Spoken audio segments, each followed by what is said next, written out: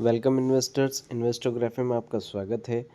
आज हम बात करने वाले हैं 5 ऐसे बेस्ट ईटीएफ जो गोल्ड पे ट्रेड करते हैं, या मतलब आपने अगर ये ईटीएफ ले लिए तो समझ लो गोल्ड ले लिया। इस साल गोल्ड में कितनी ज़्यादा रैली हुई है सब ने देखा है। गोल्ड ने बिल्कुल जे कर्व के साथ अच्छे रिटर्न्स दिए हैं, और बहुत ही जिनके पास गोल्ड था उन्होंने काफ़ी अच्छे रिटर्न्स कमाए हैं। तो अब एक गवर्नमेंट की जो गोल्ड, अब सेवरल गोल्ड गोल्ड बॉन्ड था वो तो बंद हो चुका है। अब आप इसमें गोल्ड ईटीएफ में इन्वेस्ट कर सकते हैं। अगर आप गोल्ड ईटीएफ में इन्वेस्ट करते हैं तो आपको फिजिकली गोल्ड रखने की हेडेक से भी छुटकारा मिलेगा, और जो गोल्ड की रैली है, जो गोल्ड की तेज़ी मिल रही है, उसमें भी आपको प्रॉफिट मिल सकता है, उसमें भी आप लाभ बना सकते हैं। तो आज हम बात करने वाले हैं जो 2026 में कौन से ऐसे बेस्ट गोल्ड ईटीएफ होने वाले हैं जो आपको एक अच्छा रिटर्न दे सके और आपको एक अच्छा प्रॉफिट बनाकर दे सके।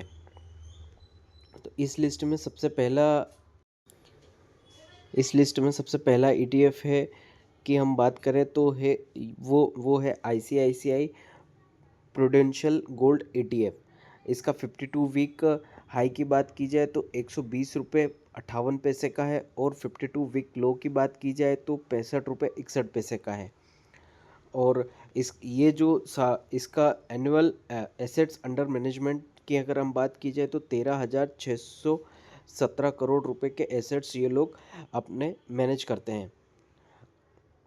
अब इसकी रिटर्न की बात की जाए तो इसका टोटल मार्केट कैप है 4,861 करोड़ रुपए, और अगर पिछले 5 साल के रिटर्न की बात की जाए तो इसने 21.34% CAGR से रिटर्न दिया है। वहीं पिछले 1 साल की अगर हम बात की जाए तो इसने 77.86% की दर से 1 साल का रिटर्न दिया है।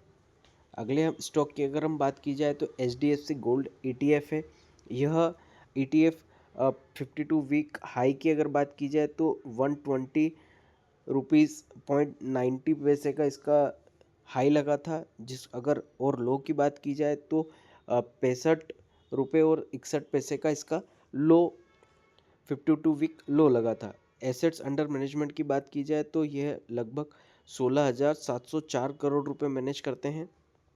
अब इसके रिटर्न की अगर हम बात करें तो इसका मार्केट कैप है 4,835 करोड़ रुपए, और पिछले 5 साल का इसका CAGR देखा जाए तो 21.13 रुपये के आसपास का इसका CAGR है।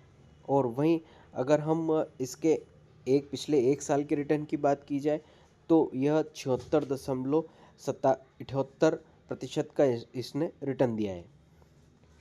अगले ईटीएफ की हम बात करें तो SBI गोल्ड ईटीएफ है।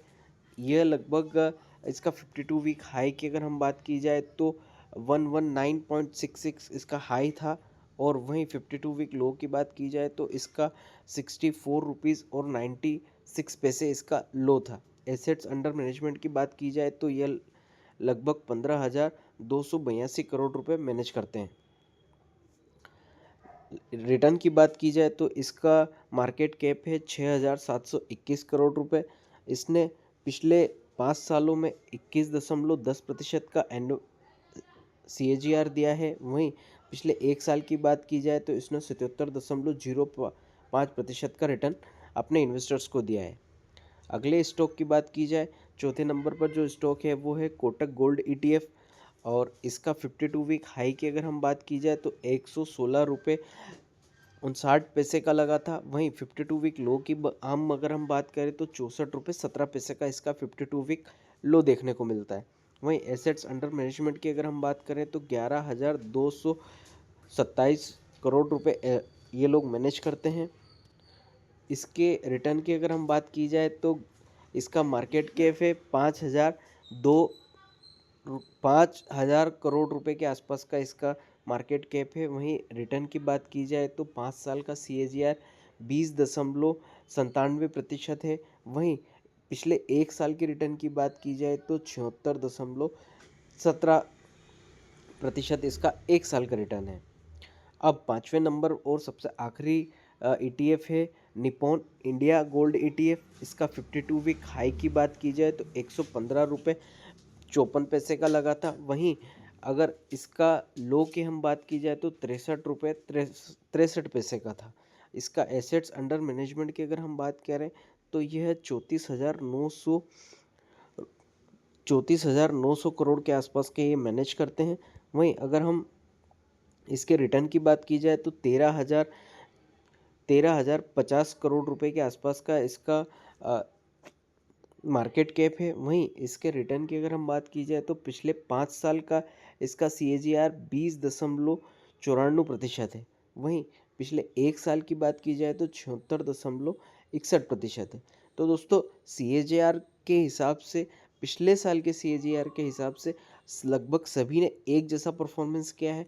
आप क्योंकि आपको खुद को पता है कि पिछले 1 साल में गोल्ड ने कितनी तेज़ी दी है। आप उसको छोड़ कर के बाकी चीज़ों पर ध्यान दें और उसके बाद ही आपके इन्वेस्टिंग का फैसला बनाएं। आपको वीडियो कैसी लगी हो कमेंट करके ज़रूर बताएं।